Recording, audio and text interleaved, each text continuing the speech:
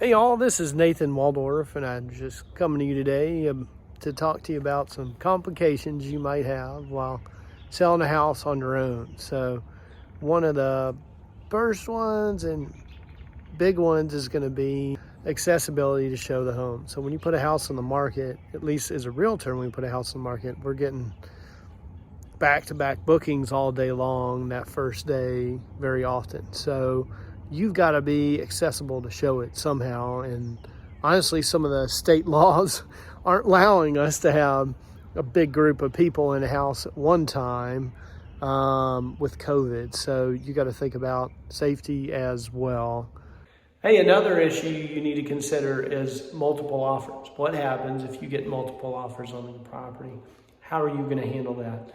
You know, realtors know and have a way of dealing with multiple offers to make sure you get the highest and best price that you can for a property. If you accept an offer from maybe a sight unseen offer from somebody, how are you going to keep them in the game once they do their inspections and all that? You really don't want to lose out on that marketing time that you spent just to get the house on the market, nor do you want your home stigmatized as the problem house that went off the market and came back on. So you want to think about that. How are you going to negotiate your inspection? So there are a lot of steps from putting a house under contract to closing that you and your buyer may not know need to be taken care of in order to get to closing. From inspections like we just talked about, but there's also making sure that paperwork gets to the title company, final inspections, so that the buyer knows everything's okay with the house. And there's a lot to line up in between just to make sure you get to closing, money being wired the day before.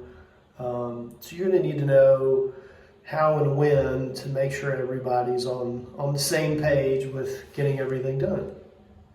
Oh, and I didn't even mention financing. So you got to make sure that the buyer of your home is staying on top of their financing and doing the things they need to do to get appraisal ordered and getting paperwork to their lender and everything else.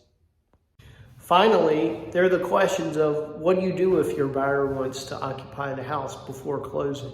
How do you protect yourself in that situation? All of these things that I just mentioned are part of the process that we as realtors guide you through when you're selling a home. So sure, the market looks great, houses are selling quickly, but you've also got to have a professional to help guide you through it. At least that's what I would encourage you to have. So hey, my name's Nathan Walldorf again. If I can help guide you through selling your home, I'd be happy to do it. Give me a call, 423-544-7700. Thanks, bye.